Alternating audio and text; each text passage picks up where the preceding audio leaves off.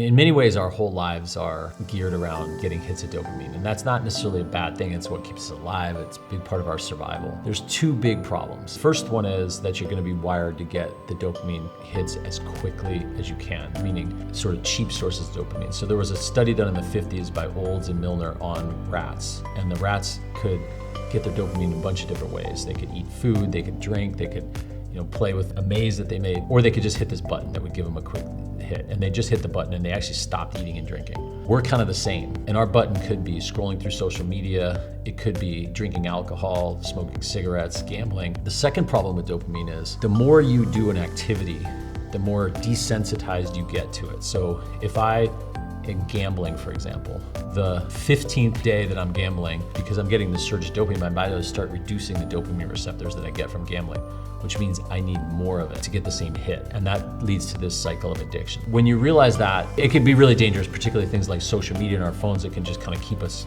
coming back for those hits. There's three things we can do to offset this. The first is obvious that no one wants to hear, which is abstinence for something like caffeine. Stop drinking caffeine for like 3 weeks, and that will reset your body's baseline. Nobody wants to hear that, but that's the first and most powerful way. The second one is to focus on other things that give you dopamine that are more positive. So one thing is setting and achieving goals. The act of setting and visualizing a goal, the act of making small steps toward it, and the act of achieving it all trigger your body's dopamine response, and they're moving you in a positive direction. And the third thing is focusing on activities in your life that maybe are a little longer term, like flow activities. And these could be anything from gardening to going on a walk to having a great conversation with a friend, or doing athletics, or things that are a little bit slower hits of dopamine, but that you don't have the big crash from. So those are three ways that you can kind of use dopamine more positively and kind of reset some of your negative dopamine habits.